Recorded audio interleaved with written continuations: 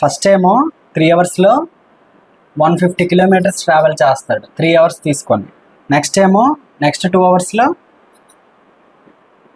60 km/hతో travel చేస్తే 60 km/hతో travel చేసుకుంటూ ఎన్ని అవర్స్ ట్రావెల్ చేస్తాడు?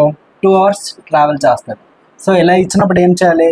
ఫస్ట్ 150, తర్వాత 60 km/hతో 2 అవర్స్ ట్రావెల్ చేస్తే 120 km ట్రావెల్ చేస్తాడు. మొత్తం ఎన్ని అవర్స్ తీసుకున్నాడు?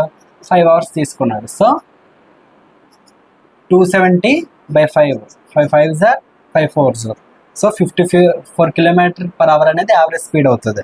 అదే సేమ్ డిస్టెన్స్, ఒకవేళ ఈక్వల్ డిస్టెన్స్ని ఒక వ్యక్తి ఒక పాయింట్కి వెళ్ళి అదే డిస్టెన్స్ని రిటర్న్లో వేరే స్పీడ్తో ట్రావెల్ చేశాడనే క్వశ్చన్ వచ్చింది అనుకోండి.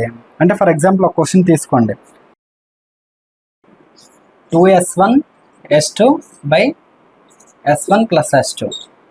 స్పీడ్ 1 32 km/h, స్పీడ్ 2 ఏమో 40 km/h, 30 to 40.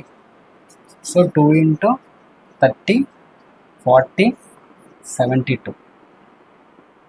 2 1s are 36, 4 10s are 9s. So 320/9. 9 3s are 27, 5 9 5s are 45, ఇంకా 5 9 5 35.55 వస్తుంది అనమాట ఆన్సర్. నేను చెప్తున్న టాపిక్స్కి కానీ ప్రాబ్లమ్స్కి కానీ ఏమైనా డౌట్స్ ఉంటే కింద కామెంట్ సెక్షన్లో కామెంట్ చేయండి. అలాగే నా వీడియోస్ కానీ నచ్చితే లైక్ చేయండి. అలాగే ఇన్స్టాగ్రామ్ అకౌంట్ని ఫాలో చేయండి. యూట్యూబ్లో నా ఛానల్ని సబ్స్క్రైబ్ చేయండి. Thank you.